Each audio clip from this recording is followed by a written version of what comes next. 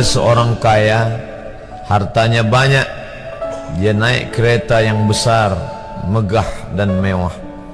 Dalam perjalanan dia tengok ke sebelah kanan ada tanaman padi sawah yang menghijau. Di tengah sawah, suami sudah menunggu makanan siang tiba. Apa kata orang kaya dalam kereta? Oh, bahagianya petani. Di tengah perutnya lapar, istri dan anaknya datang.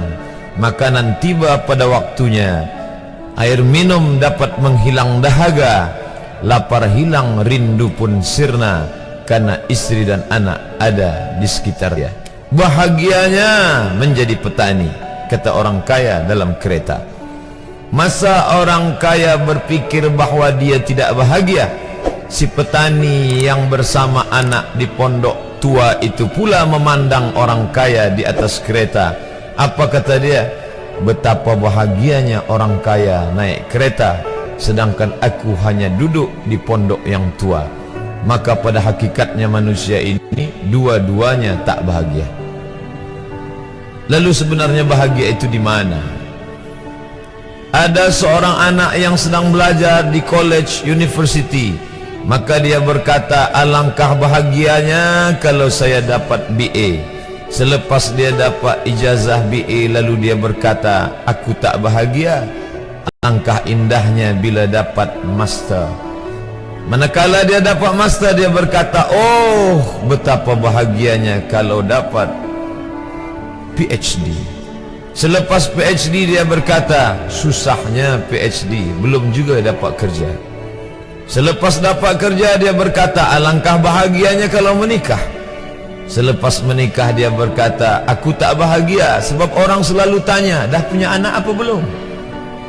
Selepas punya anak, dia pula berpikir untuk menikah sekali lagi.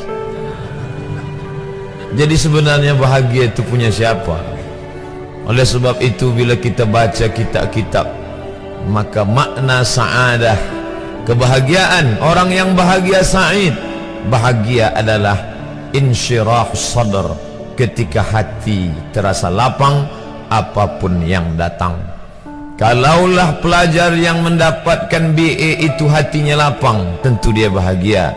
Kalaulah petani yang berada di tempat rumah tua itu hatinya lapang, tentulah dia bahagia. Kalaulah orang kaya dengan kereta yang besar itu hatinya lapang, tentulah dia bahagia. Itulah mengapa Musa alaihi salam di tengah kesusahan hatinya akan melawan ayah angkat bernama Fir'aun, dia minta hati yang lapang. Kita semua baca doa itu, Rabbi syrahli, lapangkan dadaku. Itulah mengapa kakinya pecah berdarah, giginya patah, pelipisnya pecah meneteskan darah, tapi dia tersenyum bahagia kerana hatinya lapang. Allah sudah lapangkan hatinya. Apa kata Allah untuk dia? Alam nashrah laka sadrak. Itu beza Muhammad dengan Musa. Musa meminta, Rabbi shrah li sadri wa yassir li amri wahlul 'uqdatam min lisani yafqahu qawli. Sedang Muhammad tidak meminta, belum meminta, Allah dah bagi pada dia. Apa kata Allah? Alam nashrah laka sadrak wa wada'na anka wizrak alladhi anqadha dhahrak wa rafa'na laka dhikrak. Bila kau dalam keadaan susah, dua kali Allah ulang, fa inna ma'al usri yusra, inna ma'al usri yusra.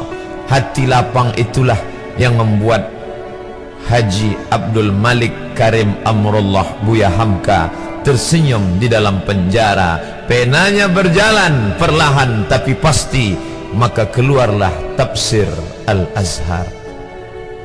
Hati yang lapang itu juga membuat Said Qutb tersenyum menghadapi tiang gantungan, walaupun dipenjara oleh Gamal Abdul Nasir, tapi sebelum kematiannya sempat pula menulis tafsir Fi Zilalil Quran, di bawah naungan bayang-bayang Al-Quran. Apa kata Said Qutb dalam muqaddimahnya? Al-hayatu fi zilalil Quran ni'mah. Hidup di bawah naungan bayang-bayang Al-Quran itu nikmat. La ya'rifuha illa man zaqaha.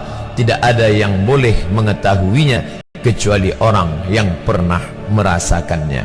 Maka bahagia adalah ketika hati terasa lapang.